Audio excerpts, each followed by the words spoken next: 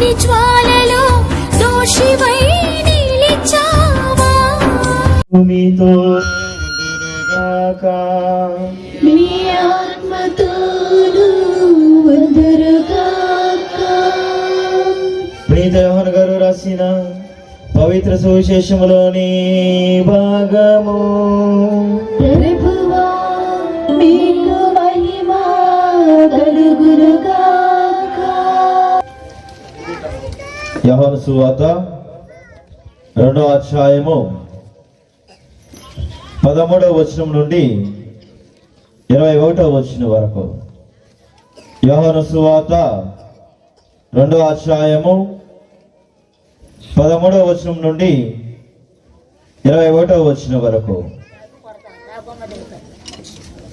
యూదుల పాస్కా పండుగ సమీపించినచే యేసు యెరూషలేమునకు వెళ్ళెను. దేవాలయంలో ఎడ్లను, గొర్రెలను, పౌరములను అమ్మువారిని, డబ్బులు మార్చువారిని ఆయన చూచెను.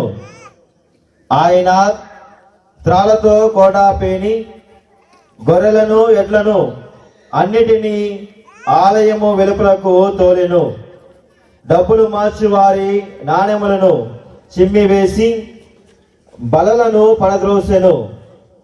పౌరములను అమ్మువారితో, వీరిని ఇక్కడ నుండి తీసుకొని పొండు, నా తండ్రి ఇంటిని వ్యాపార గృహముగా చేయవలదు అని చెప్పెను.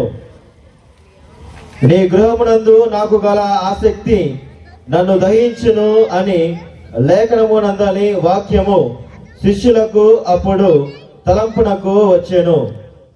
యూదులు అప్పుడు ఆయనతో, నీవు ఈ కార్యములు చేయుటకు మాకు ఎట్టి గుర్తును చూపెదము అని ప్రశ్నించిరి.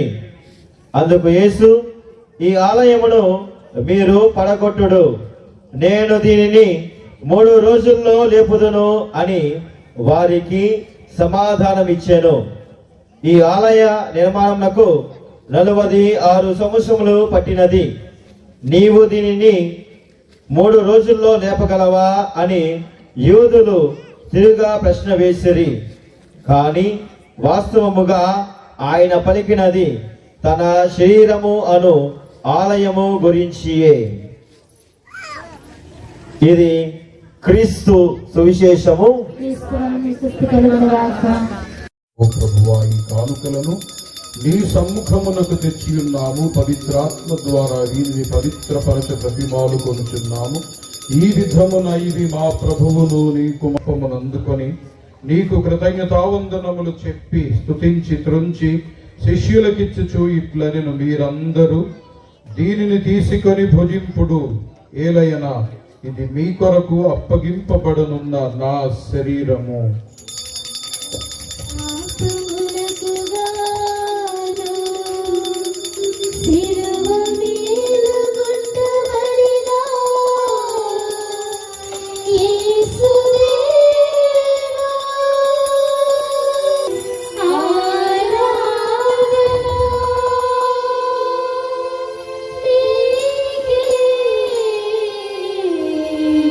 తీసుకొని దీని నుండి పానము చేయుడు, ఏలయన ఇది నూతన నిత్య నిబంధన యొక్క నా రక్తపు పాత్రము. ఇది మీ కొరకును అనేకుల కొరకును పాప పరిహారమునకై ధారవోయబడును. దీనిని నా జ్ఞాపకార్థం చేయుడు.